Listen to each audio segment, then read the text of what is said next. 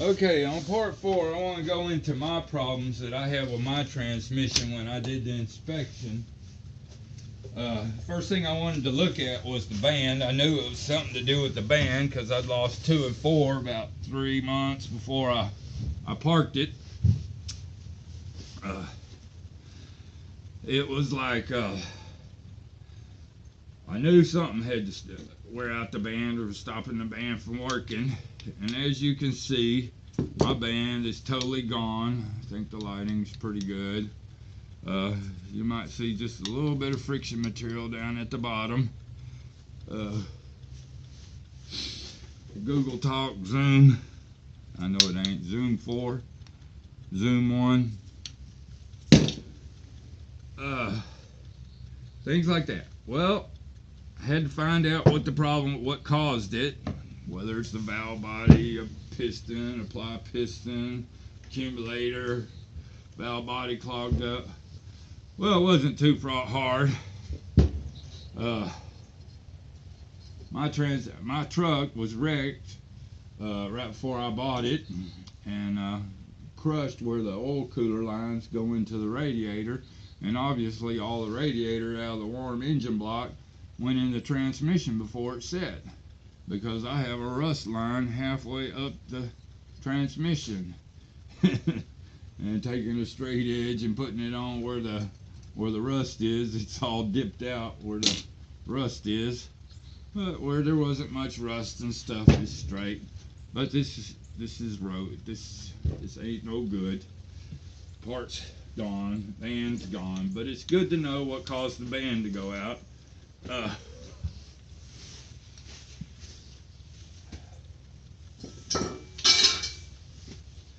Now, so that was half my, I thought, oh well, I'm so lucky. I just buy or hurry up and order that part and a new input drum. And I go, God, I already pre-ordered my band. I could have got me a wide graphite band to go on a new drum. That's some real apply power. But I'm real happy with the band I have. That I got pre-ordered it in the kit. Got a stage 4, which came with the band and the metal pistons. I figured it'd come with the Torringtons, but it didn't. It just came with all the brass bushings. And thing is, getting all these little boogers out, and they're really fun. And I had to replace all but 2 since I bought a new input drum, reverse input drum. Right here, it came with 2 when I got it. And I get tired of those little bushings. They're a pain. Can't give you any helpful hints on to get them out. Just try to save them. Check your depth on them. Get them back where they ride. Factory put them where they ride for a reason. They have installers. This book doesn't go in it, but when you go in the overhaul manual, and they kind of preset the depth. They got tools to chunk these transmissions out, all the rebuild tools, and you don't have these rebuild tools, you got to fight it. And the fight's half the fun. You just got to get sockets and stuff. Just go over to the toolbox, get your little brass things to hit. I got an old bearing puller, but no parts to it. But you have to get your sockets and all kind of things. Just work with what you got, and you'll get by. You know, that's just stuff I grabbed out of the toolbox and brought over to the table. Most of it I won't even need again since I got them back in. I need to start clearing up some real estate. But when I put the brass bushing in, I usually hit with this, and if I saved the old one and I needed to get a certain depth, I tapped it in. Gotta check and make sure it's square in the bore, and because they will get out of square. I didn't Loctite mine in. I just Vaselined them so I wouldn't destroy them trying to get them in and get them into the depth that I had. I got this little dial caliper that's got the depth gauge part. Comes in real handy. Can't emphasize it. This thing's so old, the numbers are getting wore off. But just an idea. And to say I had problems getting them out, yeah. It took a whole day to get them all out and get them in.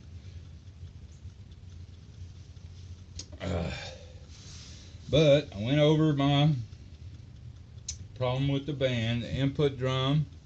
Some of the other problems I had that I want to emphasize when I was rebuilding the valve body. I didn't put the special spring that goes in there because in '98 I think they fixed that problem they were having with it. But I didn't replace the electronics. You can buy the kit for 180 to 150 to 100 to replace the whole deal. But when you go back with used parts, be careful of these little tab parts. I broke that one pulling it out instead of putting a cloth on it and getting pliers and pulling straight out. I'm trying to force it out with my finger, and they're very soft after they've done heated up.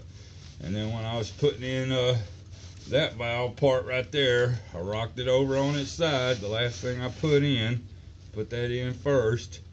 And fact is, I think I went that way. Then I come over here to put the accumulator in, and I tipped it over on the side to get some light to make sure I hadn't that thing lined up and it was freely moving in and out, and I boogered it. That one I replaced. It was like $20. That one was like 18 bucks new. On those, the new part just cost about $5 more than the used. Don't buy a used one when you buy that. If you're buying stuff off eBay, there's a lot of good used parts to buy, but that's not one of them.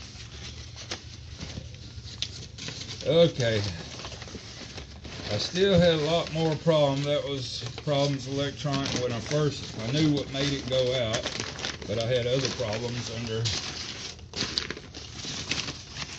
observing it.